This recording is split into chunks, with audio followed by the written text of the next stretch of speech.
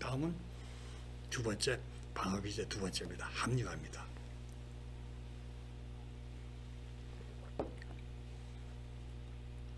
합리화란 구실을 만들어 불합리한 행동을 합리적인 것처럼 꾸미는 자정 과정을 말합니다. 알코올 중독자는 갈수록 중독 진행이 깊어지기 때문에 합리화에 아주 노련해집니다. 그래서 괴팍한 행동으로 사건이 벌어질 때마다 은근히 발뺌하여 현실로부터 멀어지며 그럴수록 자기 기만 속에 더욱 깊이 빠집니다. 이런 과정은 중독증이 악화되면서 더 강하게 고착이 됩니다. 그렇다면 조금 더 합리화에 대해서 알아봅시다. 알코올 중독의 무서움은 술을 마실 때마다 정서적 대가를 치른다는 점입니다. 정신 내면에 폭력이 생기고 정서적인 면을 찢기고 파괴됩니다. 알코올 중독의 정확한 증거인 정서적 대가는 점차 유해하게 됩니다. 해롭게 됩니다. 환자는 폭음으로 점차 증가하는 파괴성의 이해에 실패하고 의존의 증가는 진행적으로 강화됩니다.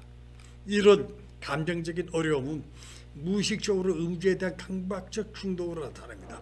이것은 참을 수 없고 치명적이며 무의식적으로 알코올 중독자의 내면에 침투합니다.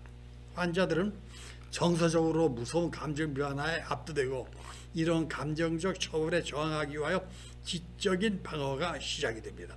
이 과정은 전적으로 무의식적인 과정입니다.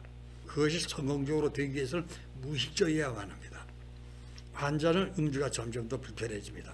그는 음주가 가치 있는 것이라고 더 이상 고집할 수 없게 됩니다. 이런 자신에 대한 불편한 감정과 고통스러운 느낌을 부정하고 합리화하기 위해 자동적으로 그리고 다양하게 지적인 방어가 일어납니다. K는 5성급 호텔 노동점 노조위원장입니다. 노조에 가입한 노조원이 무려 2,000명에 달한다고 합니다. 1년 365일 매일 노조원들이 경조사가 발생합니다. 노조위원장이 그는 노조를 대표해 경조사에 축하나 조문을 가야 합니다. 경조사에는 반드시 술이 따릅니다. 그래서 그는 매일 술에 마시되어 귀가합니다. 이박도 밥 먹듯 합니다. 아내와 술 문제로 가정불화도 자주 발생합니다. 그럴 때마다 그는 말합니다. 내가 노조위원장인데 노조원들 경조사에 안 갈 수 없고 가면 술을 권하는데 그 술을 거절하는 것도 예의가 아니고 노조원들이 믿고 맡긴 노조위원장 자리인데 그걸 거절할 수도 없고 그럼 호텔에서 나오란 말이냐. 그런 가정관계는 누가 책임지고 누가 들어도 타당성이 있는 말입니다. 지난밤 술에 마시되어 옷이며 심지어 지갑이며 신발까지 잃고 돌아온 남편이 말합니다. 거래처 고객이 저녁 식사도 하기 전에 독한 양주를 권하잖아. 거래 때문에 거절할 수도 없고 세상에 위장의 철판이라도 빈속에 독한 양주를 견뎌낼 장사는 없지. 단순하고 무해한 해롭지 않은 자기 변명보다 더 심각한 현상이 일어납니다. 이것이 바로 지적인 방해로 지적 화를 통해 자신의 감정을 냉혹하게 억압하는 것이 시작됨을 의미합니다. 알코올 클리닉에서 퇴원하고 한 달 만에 재발하고 병원으로 돌아온 환자가 이렇게 자신의 재발을 변명했습니다. 집안 어른 칠순잔치에 참석을 하고 축하회는 한창 진행될 때였습니다. 손내래 사람들이 서열순으로 축하 인사를 하며 차례대로 축하주를 어른께 올렸습니다. 그 축하주를 받아 마신 어른은 답례 차원에서 아랫사람에게 잔을 내려줍니다. 아랫사람은 그 잔을 두 손으로 공손히 받아 인사를 하고 마십니다. 이것이 오래된 예법이잖아요. 저도 그들과 같이 축하주를 올리고 답례잔을 받았습니다. 어른이 주시는 잔을 받지 않는 것은 예의가 아니고 딱 한 잔이다 하고 받았죠. 그걸로 끝났으면 괜찮았을 것을. 문제는 지적들이요. 좋은 날이니 한 잔만 받으라고 돌아가며 권하는 겁니다. 그런 자리에서 거절하기도 어렵고 또 거절하는 것을 감히 생각조차 할 수 없는 비례니까요. 당신이라면 그럴 경우 어른께서 내려주시는 잔을 거절하겠습니까? 당신은 괜찮고 왜 나는 안 됩니까? 점차 중독자는 지적 방어를 통해 살아가는 것을 배우게 됩니다. 이 지적화는 치료를 방해하고 논리에 저항하며 붕괴의 순간까지 자신을 숨길 수 있게 합니다. 결국 알코올 중독자는 역설적으로 자신이 이런 감정을 완전히 인지할 수 없게 되고 내적 대화는 중지되고 헤아릴 수 없는 방어 체계에 둘러싸이게 됩니다. 불행하게도 이런 합리화가 효과가 있습니다. 이런 합리화로 중독자는 자신에 대한 감정이 보다 편안해질 수 있습니다. 비극적인 사실은 이런 형태의 방언은 질병의 진행과 함께 점차 성공적으로 그리고 지속적으로 사용이 됩니다. 시간이 지날수록 행동이 기괴해지고 자연스럽게 무의식적으로 완벽에 가까울 정도로 합리화할 수 있게 됩니다. 자신에게 상대적으로 편안한 느낌이 드는 보통 사람들도 실패에 직면할 때 거의 본능적으로 합리화하는 것도 동일합니다. 그러나 그들은 합리화하더라도 현실 상황에 직면하면 지나치게 방어적이 아닌 사람은 그의 잘못의 비단을 받아들일 수가 있습니다. 그러나 중독자는 이것이 점차 불가능하게 됩니다. 음주는 반복되고 강박적이며 점차 괴성해지고 그럼으로써 그들은 점점 더 고통스러워하고 합리화는 이런 진행적인 욕구를 충족시키기 위해서 나타납니다. 결국 합리화는 더 융통성이 없어지고 완고해집니다. 환자는 자기 파괴적인 음주로 희생되는 것이 아니라 그것을 합리화하는 과정에 의해 희생이 됩니다. 시간이 지날수록 환자는 존엄성과 가치관을 복구하려는 노력의 일부분이 그럴듯한 구실을 점차 믿게 됩니다. 이런 노력은 궁극적으로 환자에게 현실감을 잃게 하는 결과를 가져옵니다. 미국 아들 부시 대통령의 예화가 이런 합리화에 큰 교훈을 줄 겁니다. 그는 정치 명문가에서 태어났습니다. 그런데도 그는 나이 40을 제대로 술에 탐닉하는 알코올 중독자였습니다. 나이 40에 이르러 그 아내는 부시와 담판을 벌였습니다. 나와 술 중 하나를 선택하라고 경영을 했습니다. 정치에 꿈이 있는 부시에게 이혼은 큰 흠결이 될 것이 분명했습니다. 그래야 부시는 세계적인 부목사로 유명한 빌리 그레엄 목사의 도움으로도 단주에 성공을 했습니다. 그런 그가 부산에서 열린 세계 정상 20개국 국제회의에 참석했습니다. 부시 의전팀이 먼저 도착해 한국 의전팀에게 부탁을 했습니다. 만찬 때 부시 건배 잔에는 무알코올 음료를 채워 놓으라고.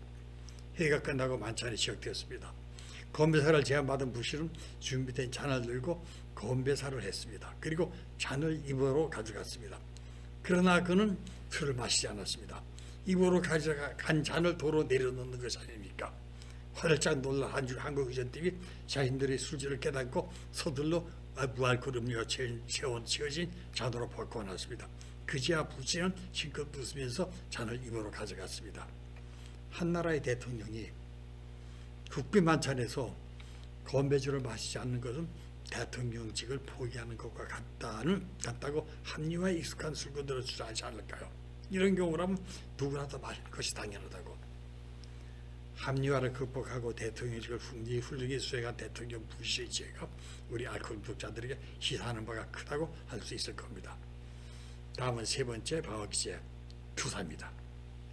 투사란 자기가 받아들일 수 없는 무의식적인 욕구나 감정적 태도를 자신의 것으로 인정하지 않고 다른 사람 또는 물건의 것으로 돌리는 심리적 메커니즘입니다.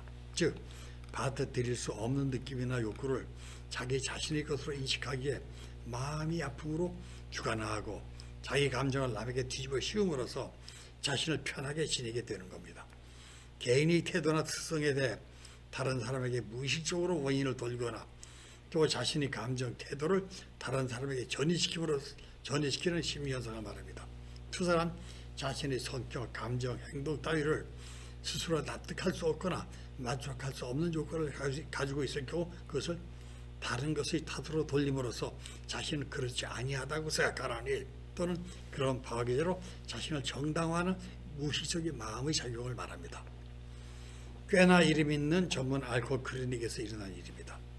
권위를 자랑하는 원장의 부름을 받고 환자의 부인은 상담실을 방문했습니다.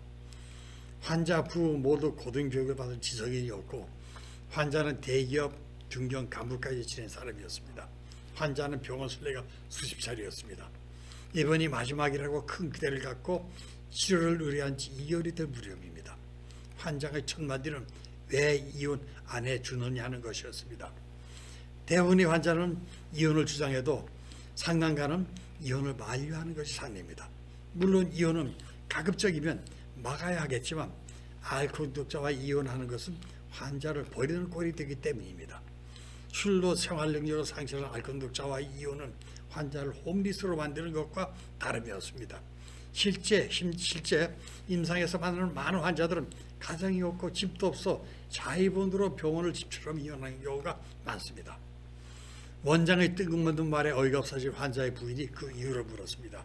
원장이 환자와의 상담을 통해 내린 결론은 환자가 당신과 살면 환자는 술을 끊지 못하고 계속 마시다가 죽는다는 겁니다. 살리고 싶으면 이혼해 주라는 것이었습니다. 부인은 그 이유를 알 수 없다고 했습니다. 원장이 그 이유를 설명했습니다. 환자는 술을 끊으려 하나 부인이 온갖 스트레스를 주고 끊지 못하게 한다는 것이었습니다. 공동의존증, 즉 가족병의 증상이었으나 부인이 온갖 일에 간섭을 하고 스트레스를 주어 남편이 술을 마시게 한다는 겁니다. 그런 상황이라면 중독자가 아닌 어느 누구라도 술을 마실 수밖에 없을 것이라고 말했습니다.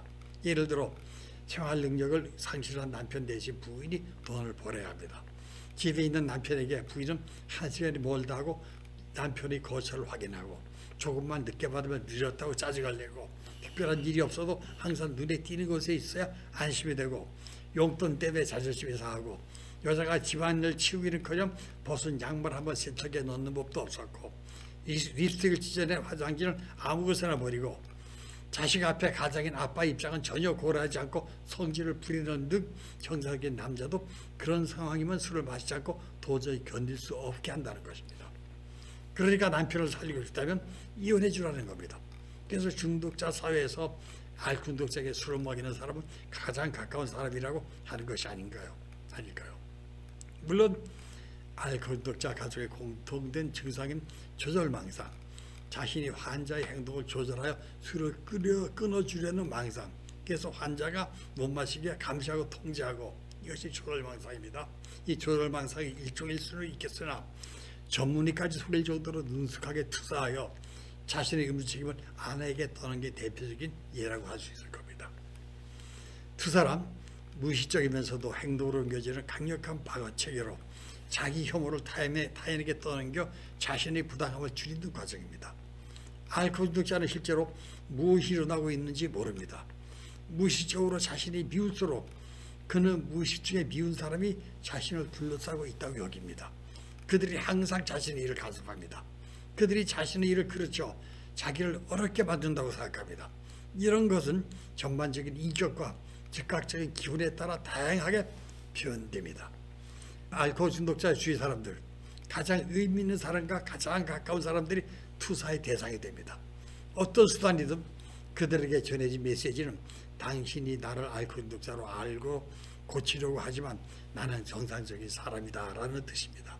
중독자는 실제로 자신을 미워하거나 그들의 투사가 다른 방어기제와 마찬가지로 너무 잘 작동하여 그들의 미워하는 사람을 공격합니다. 중독자들이 투사하고 있다고 알게 되면 투사가 작동하지 않기 때문에 이런 과정은 무의식적인 상태로 작용이 됩니다. 여기에 또 복잡한 문제가 발생합니다. 중독자의 주위 사람들, 특히 배우자와 자녀들입니다. 이 중독자의 주위 사람들은 인간적으로 나약합니다. 그들은 무엇인가 잘못되고 있다는 것을 잘 알고 있습니다. 그리고 무엇이 아주 잘못되고 있다는 것도 압니다. 그리고 무엇이 자기 혐오가 투사되고 있습니다. 그리고 무엇이 진행되고 있음을 이해하지 못하기 때문에 이런 점이 알코올 중독자가 음주 책임을 남에게 떠넘기는 이런 점입니다. 이런 점이 부과되면 흔히 지출감을 느낍니다. 그리하여 투사의 죄책적 희생자로서 상황을 고치기 위해 환경을 조작하기 시작합니다. 배우자는 알코올 중독자를 고치기 위해 각종 사건을 끊임없이 일으킵니다. 식사 시간을 변동하기도 하고 가만히 솔로 속이기도 하고 사정도 하고 분노를 터뜨리기도 하고 심지어 술병을 빼앗아 싱크대에 쏟아버립니다. 그러나 그들의 시도는 항상 효과가 없습니다. 상황은 악화되고 더욱 불안하고 죄책감이 들어 훨씬 놀라운 방법으로 조작을 시도합니다. 실패가 누적될수록 부적절한 느낌이 더 자라고 투사를 더욱 잘하게 됩니다. 그들 역시 그 중독자만큼 심할 정도로 정치적 고통을 겪게 됩니다. 중독자와 배우자와의 유일한 차이는 중독자는 알코올에 신체적으로 영향을 받으나 배우자는 술을 마시지 않기 때문에 신체적으로 영향을 받지 않는다는 점입니다. 그러나 두 사람 모두 환자인 겁니다. 알코올 중독자 주변 사람들은 심리적으로 상처를 주는 예측 가능한 경험을 갖고 있습니다. 실패를 반복할수록 그들은 두려움, 좌절, 수치심, 부적절함, 분개, 자기 비에 분노의 느낌이 누적되고 그에 따라 방어기제도 커집니다.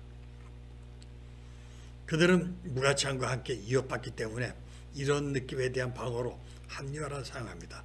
자신들이 자유분방한 부정적인 느낌들을 자녀, 배우자, 다른 가족, 고용인, 그 외의 사람들에게 즉각적으로 투사합니다. 의식하지 못하더라도 그들의 방어들이 알코올 중독증과 마찬가지로 작동하기 시작하고 이런 방어를 탓에 진행당하고 맙니다. 네 번째입니다. 방어기제 네 번째, 불완전한 기억체계입니다.